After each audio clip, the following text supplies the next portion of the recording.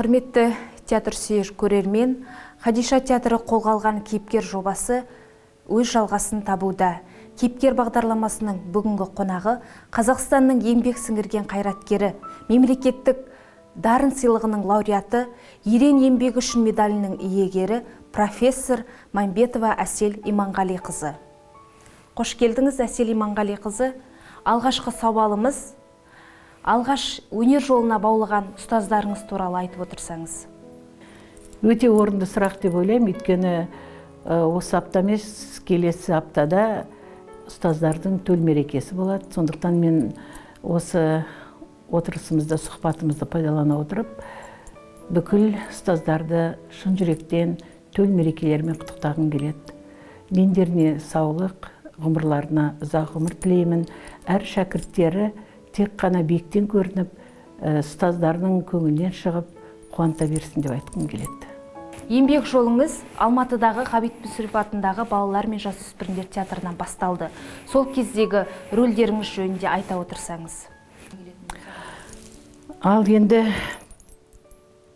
шынында да біздің осындай дәрежеге жетіп, осындай мына Хадиша Бөкеева театрының төріндегі мұражайында отырғанымыздың өзі осы ұстаздарымыздың арқасы деп білемін мен. Асыл ұстаздарымыз, сол ұстаздарымыздың барлығына басымды ием.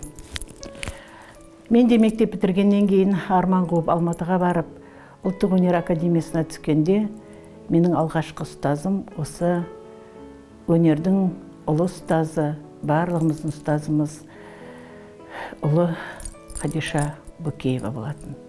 Ол кісі жаңа қабылдау комиссиясының төрайымы болды. Сол кезде қабылдап, бізге бірінші курста сабақ беріп, керемет дайындалып жатқан кезде бұл кісі бір сырқаттанып қалды да, орнына өзімнің ең жақсы көретін түлектерім қызыл дипломмен бітірген деп Тұңғышбай Жаманқұлов, Тұңғышбай Қадырұлы менен Рахиля Машурова, Рахиля Абдрахман қызын ертіп алып келіп, бізбен таныстырған болатын. Содан өзі келіп әр емтиханды қабылдап бізбен бірге жүрді. Өмірінің соңына дейін бірге болдық, қуанышта да, қиыншылықта да апаймен бірге жүрдік, бірге өстік. Ал сол екі ұстазымыз 5-ші курсқа дейін жеткізіп, Құдайға шүкір, бүкіл тәлім тәрбиені сол кісілерден алдық. Әрі қарай енді тек қана өнер академиясы емес, министрліктің жолдамасы менен Ғабит Мүсірепов атындағы өздеріңізге белгілі балалар мен жасөспірімдер театрында бір күнде үзбей 40 жыл бір жерде жұмыс істеген екенмін. Сол жердегі ұстазымның бірі, мен ойлаймын, мен театрға келгендегі құшағын жайып қарсы алған Қазақстанның халық әртісі, бәріміздің сүйікті актрисамыз Әмина Ерғожақызы Өмірзақова анамыз болатын. Ол кісі өмірден өткенге дейін осы маған қамқор болып, гастрольде де, қалада да, далада да ол кісімен бірге жүріп, талай өмірді де, өнерді де үйрендім ол кісіден. Сондықтан да менен бақытты адам жоқ деп ойлаймын. Өйткені осындай екі анамыз, екі үлкен тұлға, өнердегі ұлы ұстаздарымыз Хадиша Бөкеева және Әмина Өмірзақова апаларымыз екеуі де Ресейден сол кезде білім алған. Бұлардың мектебі деген өзіңіз білесіз, Ресейдің мәдениеті, әдебиеті қанша жыл бізде алда, сондықтан әбден дамыған деген, сондықтан көп нәрсені бұл кісілерден үйрендік біз. Әрине, енді театрға келгендегі алғашқы рөлім менің Әлжапар Әбішевтің мәди спектакліндегі Ділдашпен тұсауым кесілді. Құдайға шүкір, енді жаңағы көрерменнің көңілінен шыққан сияқты, сол кезде газет, журналдар, ол кезде қазіргідей мынандай интернет, компьютер жоқ қой. Сол басылымдарға шығып жаттық, суреттерімізбен де мақалалар жазылып жатты жақсы. Содан кейін ары қарай әрине осы 40 жылдың ішінде ойнамаған рөліміз жоқ шығар. Жас кезімізде енді жас героиняларды ойнадық, одан кейін орта буынды ойнап жаңағы. Қазір енді аналарға көштік қой, енді аналарға көшкен кезіміз. Сол рөлдердің ішінде әрине ең шоғы биік рөлдері жүрегіме жақын, жаныма жақын. Әрине ол Нина Заречныйның рөлі Антон Павлович Чеховтың, өздеріңіз білесіздер, Шағала спектаклінде. Ол Қазақстан тарихында қалған спектакль, және мен қазақ актриса ретінде бірінші орындаушы болыппын. Оны қойған режиссер Мәскеуден әдейі келіп қойылған Сергей Мажорин деген режиссермен жұмыс істедік. Ол кезде де қасымдағы жаңағы Роза Ашырбекова, біздің халық әртісі Аркадияның рөлін ойнады.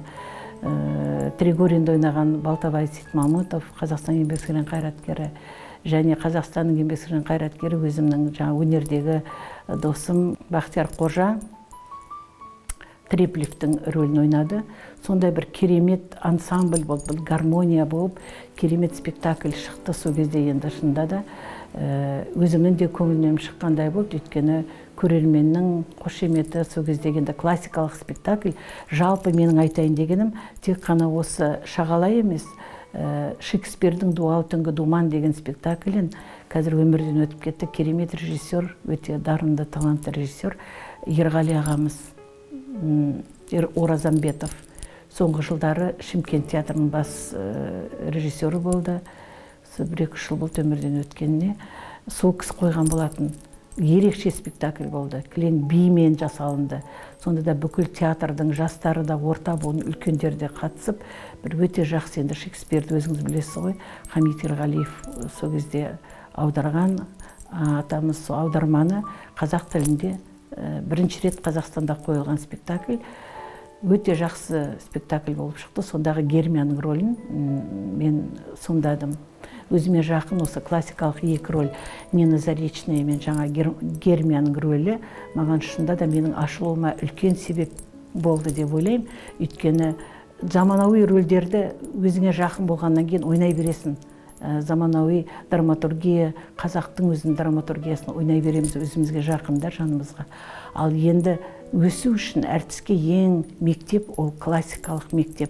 Шында да сондықтан қазір біздер сабақ беріп жатқанның өзінде балаларға 2-3 курстан бастап әр классикалық үзінділер, спектакльдерден, жаңа пьесалардың үзінді беріп, шағын-шағын спектакльдер қойдырамыз. Өйткені балалардың ашылуына өте жақсы ол. Жаңа өзіңіз бірнеше рөлдерді айтып кеттіңіз. Талай актрисалардың арманы болған рөлдер, дегенмен де сіздің әлде армандайтын рөліңіз бар ма?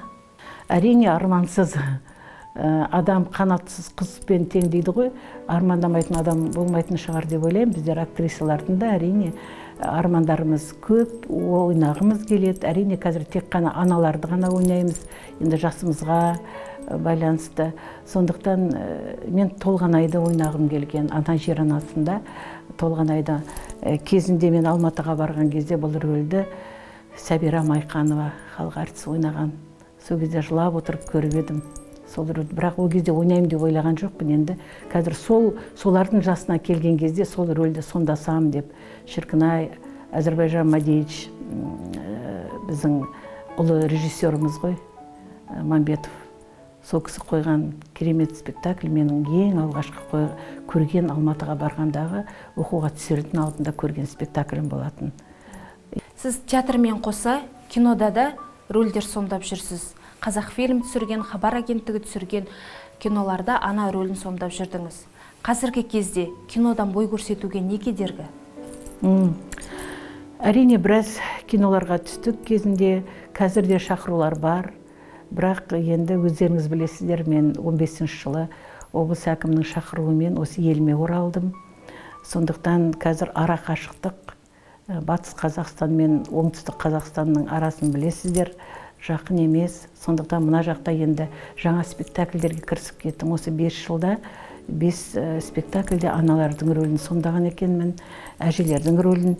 Сонымен қатар өздеріңізге белгілі Өтемісов атындағы университетте сабақ берем, ұстаздық қызметімді атқарып жатырмын. Сондықтан осы 4 курс қабылдадым. Сондықтан уақыт тығыз, уақыт жоқ. Балалармен жұмыс істейміз. Оның қасында спектаклім бар.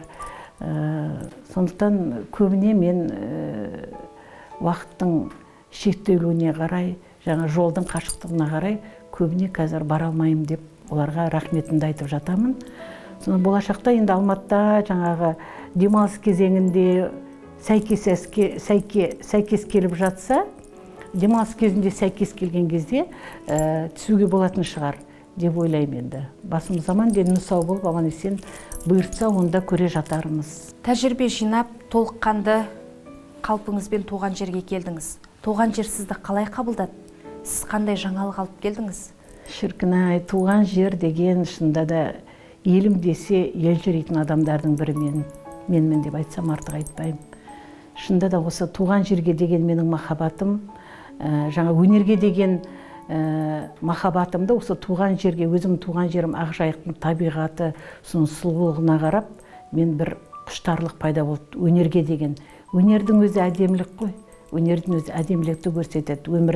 Өмірдегі мәдениетті, әдебиетті, жаңа соның бәрін біз өнерге әкеліп, сахнадан көрсетеміз ғой, адамдарды тәрбиелейміз, кішкентай балалардан бастап. Сондықтан мен ойлаймын, еліме келгенде, шында да бұл осы 15 жылы ресми ауысып келдім ғой енді театрға. Ал жалпы келуім менің қазақ театры ашылған кезде шақырды. Сол кезде ең әдемі келіншекпенен мен шығармашылықта болды ғой қазақ театры, осы ескі театрда.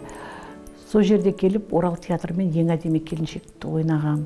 Сол кезде директор Қыжырғали аға болған. Қыжырғали ағай сол кезде айтқан: Әсел, айналайын, жолың түсіп тұрса келіп ойнап тұр. Енді бұл жерде қазақ театры ашылды, өзің туған жерің. 5 жыл сайын мен есеп беріп тұрдым десем, артық айтпаймын деп ойлаймын.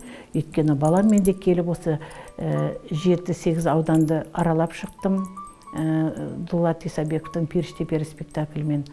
Ол кезде Қырымбек Көшербаев болған әкім, ол кісі бізді енді қабылдап, сосын елді аралайсыз ба дегенде әрине деп, сол аралап барғаннан кейін өзімнің Алматыдағы театрыма барып есеп береміз ғой. Сол кезде бірге оқыған, бірге жұмыс істеген жаңағы менің әріптесім айтады ғой: керемет гастрольге барып келді, Әселді елінде хан қызындай қарсы алды деді.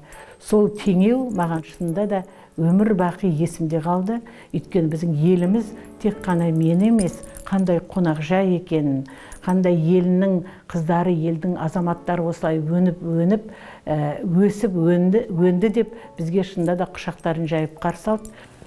Өнер адам үшін ең бастысы талант па, табандылық па? Меніңше екеуі де керек сияқты. Табандылық та керек, талант та керек. Айтады ғой, 1% талант болған адамда 99% еңбек етсе жетпейтін ештеңе жоқ дейді. Біздің мұғалімдеріміз, ұстаздарымыз солай үйреткен бізді. Сондықтан сол біздің миымызда жазылып қалғандай, мен қазіргі балаларға да айтамын: Құдай сіздерге бір ғана пайыз талант беруі мүмкін.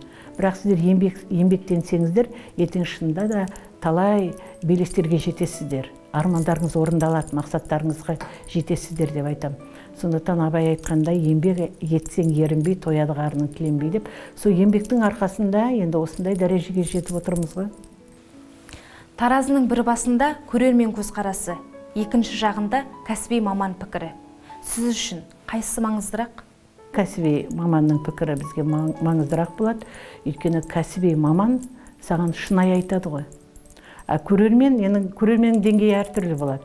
Ол өзінің деңгейінде ғана айтуы мүмкін өзінің ой пікірін. Ал кәсіби адам кәсіби айтады деп ойлаймын. Өміріңізді көркем шығарма немесе кітап деп алсақ, қай жанрдағы туынды болар еді?